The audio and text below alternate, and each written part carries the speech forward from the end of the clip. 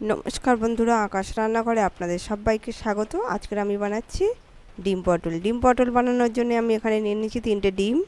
এখানে নিয়ে নিয়েছি কটা পটল, সেটাকে ভালো করে কেটে দু টুকরো করে কেটে নিয়েছি। আর এখানে চৌকো করে আলু কেটে নিয়েছি। এবার চলুন দেখা যাক রেসিপিটা।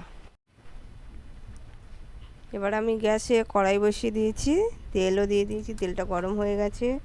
এবার আমি এর মধ্যে দিয়ে দেব আগে থেকে ধুয়ে কেটে রাখা পটলগুলো।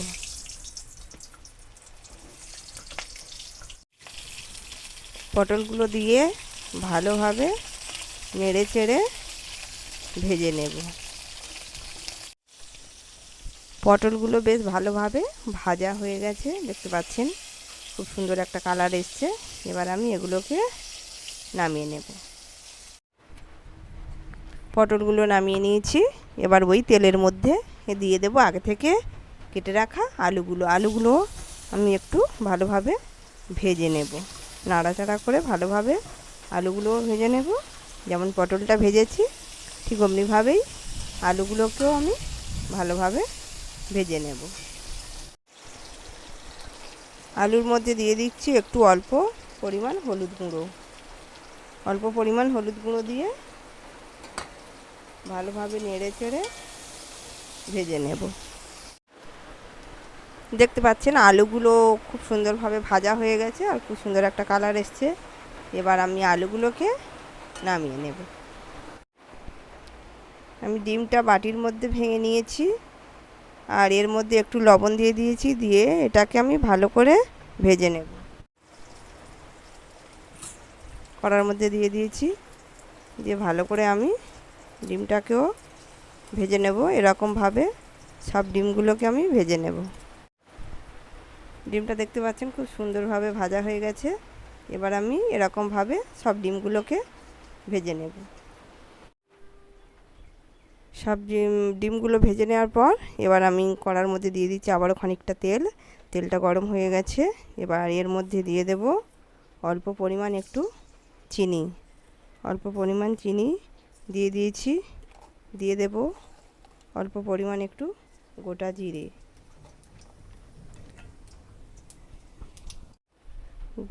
গোটা জিরে দিয়ে দিয়েছি। এবার আমি দিয়ে দিচ্ছি ওর মধ্যে 2টো কাঁচা লঙ্কা চেরা, দিয়ে দিচ্ছি একটা পেঁয়াজ কুচি, দিয়ে একটু ভালো করে নেড়ে চেড়ে নেব। ভাজা ভাজা হয়ে গেছে। এবার আমি এর মধ্যে দিয়ে দিচ্ছি আদা রসুন বাটাটা দিয়ে আর একটু নেড়ে চেড়ে নেব। এবার আমি এর মধ্যে দিয়ে দিচ্ছি একটা মিডিয়াম সাইজের টমেটো গ্রেট করে রেখেছিলাম, সেটা দিয়ে দিচ্ছি পরিমাণ মতো লবণ, দিয়ে দিচ্ছি পরিমাণ মতো হলুদ গুঁড়ো, দিয়ে আবার একটু মশলাটাকে কষিয়ে নেব। গ্রেট করা টমেটোটা দিয়ে একটু নেড়ে চেড়ে নিয়েছি। এবার আমি এর মধ্যে দিয়ে দিচ্ছি অল্প একটু জিরে গুঁড়ো, দিয়ে দিচ্ছি পরিমাণ মতো লঙ্কা গুঁড়ো, দিয়ে ভালোভাবে মশলাটাকে আমি কষিয়ে নেব।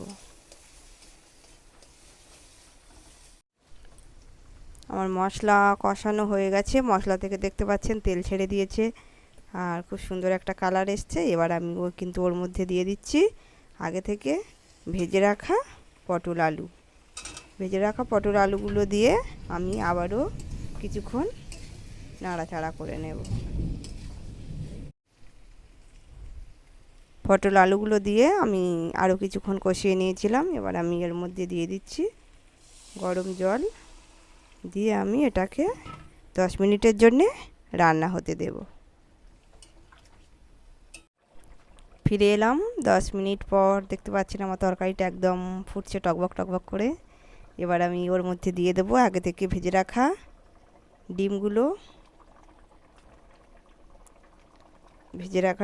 দিয়ে দিয়েছি। দিয়ে আবারও 5 মিনিটের জন্যে রান্না হতে দেবো তরকারিটা। ফিরে এলাম আবারও 5 মিনিট পর। দেখতে পাচ্ছেন আমার তরকারিটা একদম গামাখামাখি হয়ে গেছে আর খুব সুন্দর একটা কালার এসছে। এবার আমি এর মধ্যে দিয়ে দেব বাটা গরম মশলা। বাটা গরম মশলাটা দিলে কিন্তু খুব সুন্দর একটা স্বাদ হয় তরকারিতে খেতে। দেখুন বাটা গরম মশলাটা আমি তরকারির মধ্যে ছড়িয়ে দিচ্ছি, দিয়ে নাড়াচাড়া করে এটাকে আমি নামিয়ে নেব।